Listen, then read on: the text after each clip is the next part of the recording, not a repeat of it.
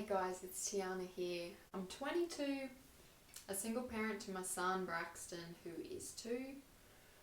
I'm here to tell you my story about my role as Braxton's sole parent. You know, my goal here is to pretty much help inspire people or help them to open up about their struggles and these situations, or, you know, parenting in general, or anything in general really. But this is my first goal now, is to, you know, just broaden people's knowledge or my point of view on this situation and help others like this and in general. So it's taken me 3 years from now to try and build up the courage to make this video or anything like this or related to this. So it's definitely a turning over a new leaf, that's for sure.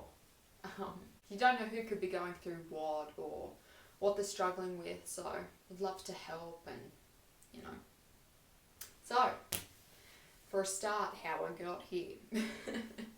You know, I was 19 at the time, he was 27 at the time. You know what they say, young and in love. I know 19, better late than never. That's what I like to tell myself anyway. So, you know, I found out I was pregnant, and things did get rocky from that point. You know, certain opinions about the fact, or, you know, not wanting to have responsibility, or, you know, different opinions. So that definitely made it rocky. You know, some things just don't work out. So, you know, you just got to keep the ball rolling, keep going. You know, so, you know, some people just aren't compatible, or things just don't work out, or we have different aspects on things, or different opinions or outlooks, blah, blah, blah. So long story short, that was that. My 20-week scan, so 20 weeks pregnant, was pretty much the point where I damn well knew I was in this alone from that point. So found out it was a boy. I was happy. I was over the moon. Reactions to certain other beings, the proof was in the pudding, pretty much. Reactions say all. So I pretty much knew from that day dot. Yep, in October I definitely knew. From that point on until February when he was born, I was definitely in this alone. So pretty much I had a gut feeling that this was going to be the outcome. Sadly, we don't want to believe what we believe, but one thing that I've also learned is intuition is everything to me. My intuition has always been right through all my rights and wrongs throughout my life, so definitely at this point and then, I definitely learned trust your intuition. So nitty gritty. My goal is to break this stigma, and this stigma I mean related by responsibility wise. I'm sure most of you could assume where I'm going with this, especially with people who do know me personally. It sits here, really here, so it's bursting to come out. The stigma of taking responsibility, or just the simple fact of knowing in general we can't control how people are, what they do, or how they see things, or how they hear things. But we can control how we react to that, and by us controlling how we react to that, we have taken the power back from that specific situation. Not to get too much into detail with that, because it's kind of going a slightly bit off topic, but I was an extremely angry person. All the way from my teenage years up until before my son was born. The people that know me personally completely agree. You know, there's a few stories, but, you know, just a very angry person. Chips on my shoulders, I was angry at everyone, hated everything, you know, and that was an awful way to live. You know, that's what comes into play again. You can control how you react. And that's one thing that took me so long to learn. You know, when people would be like, oh, you know, just ignore them, or don't let them get to you. I was so sick of hearing that, the corniness of those sentences. It would just aggravate me more.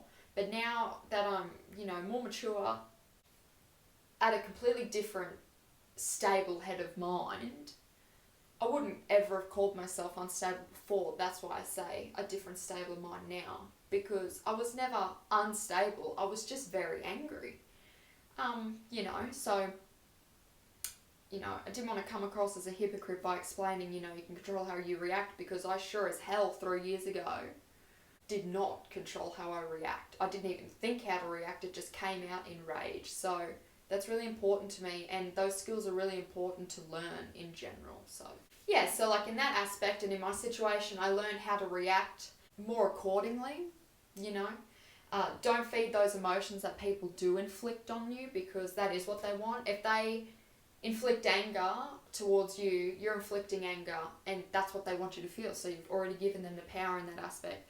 They want you to feel guilty, you'll feel guilty. You know, that comes into manipulation and stuff as well, and that's also like a lot of things that I've witnessed as well.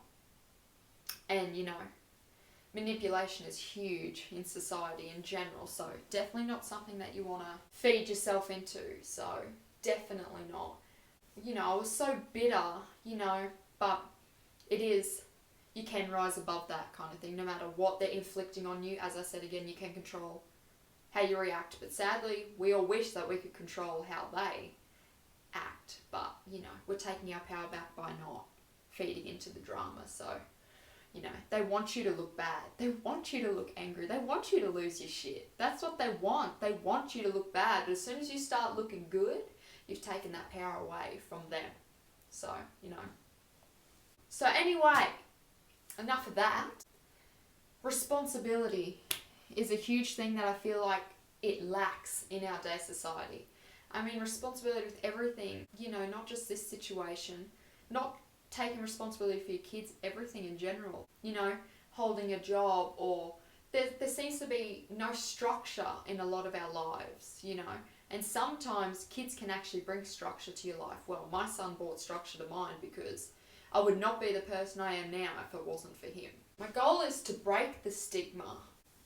I feel like, and I'm not targeting specifically just males, I'm not here to make them look bad. That's one thing that I want to get through, because I know people can read this or hear this the wrong way. But in my specific situation, I'm talking about what I've witnessed and what I have seen happen. Hello. Okay, can I just do my video first, please? Mummy's nearly done. Mummy's nearly done, babes. Yeah.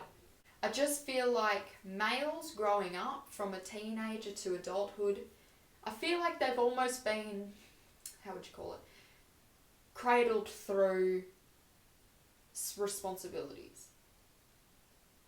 What I'm trying to say is, a girl is taught to, you know, respect yourself, or if you sleep around, like, that means you don't respect yourself, or if you get pregnant, it's on you, or here's a bunch of contraception.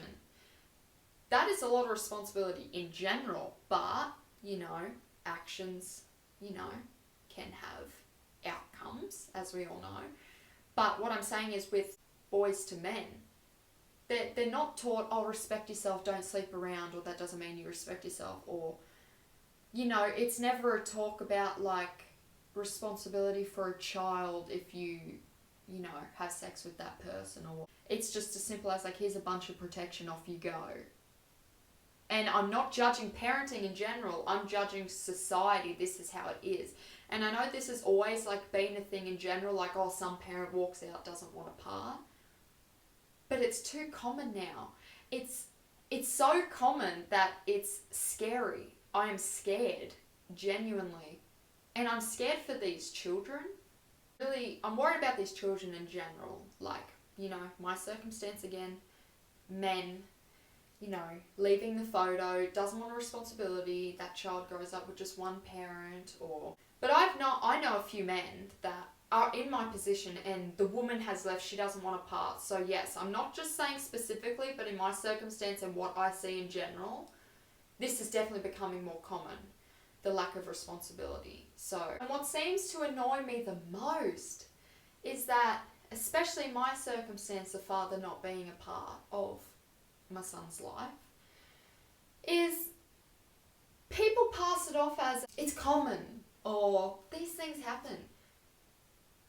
That's not the case at all. One, it should not be happening, and it should not be common. Two, I want to know how the hell are we going to stop this? And to my opinion, I feel like it should be enforced when they're younger. To know raising a child or making a child or doing the act that could potentially make a child, you don't expect a potato. And that's what I feel like most of men and women feel like.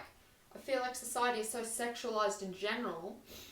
They're having sex but not thinking of the consequences. But in thinking of the consequences and having sex in general, that didn't help my situation. I communicated. You know, I knew. And so did he. That's what I don't get still to this day. So did he. He damn well knew what he was doing. He was old enough, 27, but yet you still thought that you'd expect a potato. Actions come with consequences, and with consequences, with your actions, comes with responsibility, which again is lacked. It is so lacked. Just like in my circumstance, I almost feel like if the mother ever, left the scenario or just didn't want a part of it, she'd be judged like all hell for a start, because the women are meant to have that sole responsibility. Still in 2019. She'd get charged with bloody child abuse and neglect. But if a father leaves, it's, this happens. This happens, it happens. No. Oh, well, I'm well aware it happens. I'm living it. But the simple fact is, no, you don't have a choice. It's not a choice whether you're going to take part or not. You brought this child in this life. You helped make it. Take responsibility. That's as simple as it gets. Just take responsibility. It's not that hard. Being in a relationship and co-parenting are two different things. So what ties into that as well is many people, and I've had people say it to me, they don't have to stay in the relationship if they're not happy. Damn well they don't. Everybody deserves to be happy. Nobody deserves to be in a toxic situation and relationship. You have every right to leave that relationship. But what I'm trying to get through is, you don't have to leave that child though. You can leave the relationship, but you don't need to leave the child, which many people seem to do. They just give up, throw in the towel, whatever, human life, big deal kind of thing. Completely far from the case. No one deserves to be in a toxic relationship, and everyone deserves to be happy. Just like, which I am speaking from my personal situation, because I felt it as well. I felt like, oh my God, I have a child with this man. I have to try and make this work. Which many people have that. Many people have that mindset, which is completely normal. Of course, you made that child with that person. You want to make it work. You want to grow that child up in a happy, family-filled, positive environment. But what happens if you are with that person and it's toxic and it's wearing you down and you're not happy? The children are seeing that you're not happy. What good is that doing for the children? And my point in saying this is, even this video can not just target single parents like me, but partnered parents or married with children can also relate to things like that. Do you know what I mean? So that's what I'm saying, like, everybody deserves to be happy or whatnot.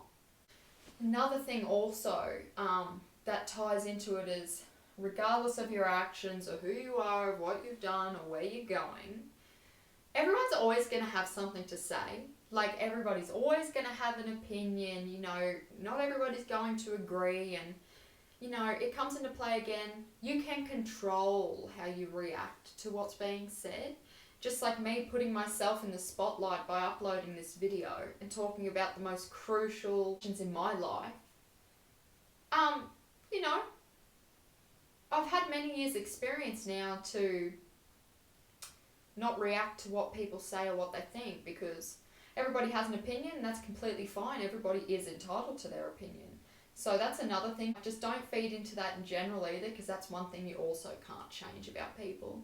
You can't change the judgment, but all we can do is rise above it and be positive. Another thing that's also so important in general situations, but especially in this one, if you're ever put in a position like this, or, co-parenting or whatnot, self-love is so important. I cannot stress that enough. Self-love is so important, It took me years. It took me a while. My self-esteem was always low. In general, always had a poor outlook on myself, but people enjoyed that misery. That's what I still to this day, like, people enjoy, in general, people enjoy seeing if you're doing shit. If you're doing shit, And the people that like never liked you, that makes them even happier. Do you know what I mean? So self-love is so important. You know, I tried to fuel my loneliness through acceptance by other people, whether that was men or people's opinions were valid. You know, it was giving me that little bit of confidence, seeking approval from other people, which is the worst thing you could ever do. And many people do it, whether that's, you know, confiding in someone else, which is completely fine, but like asking their opinion on something or putting something on social media for some compliments, or which I've done, sure. But seeking approval from other people is not going to help you. It's not going to grow your self-worth. Your self-worth comes from in here. You got to love yourself first. You know what I mean?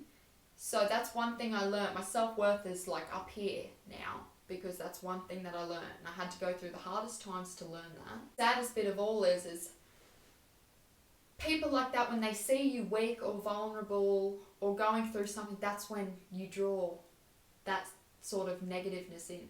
Because people like that take advantage of your vulnerability, you know, your sadness, your weakness. So amazing things happen when you start doing good and feeling good and looking good about yourself.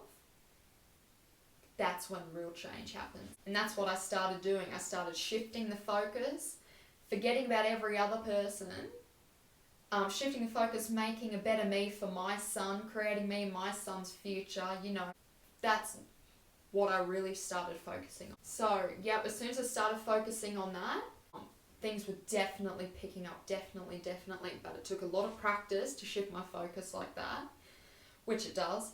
But one thing that, if you are thinking about doing what I said, or you're in the process of it and like you do feel certain things weighing you down, it's most likely the negative people that are in your life in general, or that are trying to get into your life, or, you know, people hate to see you, especially like if you've copped a lot of hate, you know, in this situation, or, you know. But don't be disheartened by it. Just feel like, just think at least you're popular enough to be in their mouth, kind of thing, you know. Just think from their point of view. It would be very, very miserable living in the eyes of someone else, kind of thing. Like, just live for you, forget about them, whatever. But a lot of people will definitely be unhappy with your success. So definitely be aware of the people who are around at your best times. At your best times, concentrate on the people who are around, because those are the people that count. People that are around at your worst times, watch them, because, yes, just watch them. But definitely, like, know your worth and self-worth, and, you know, you'll be able to confront anything. Like, I'm being serious. I've been through the hardest of the hard, and that's what I've learnt, definitely. So, you know, that's pretty much all I wanted to cover in this first video. Not like spilling out my whole life on social media, on YouTube. Definitely covers a lot of the points that I want to get going. So, I hope you guys enjoyed the video of me pouring my heart out on social media. Me being a target for hate, but meh, haters gonna hate. Yeah, I hope you enjoyed my story, and yeah, see you another time, hopefully. Bye.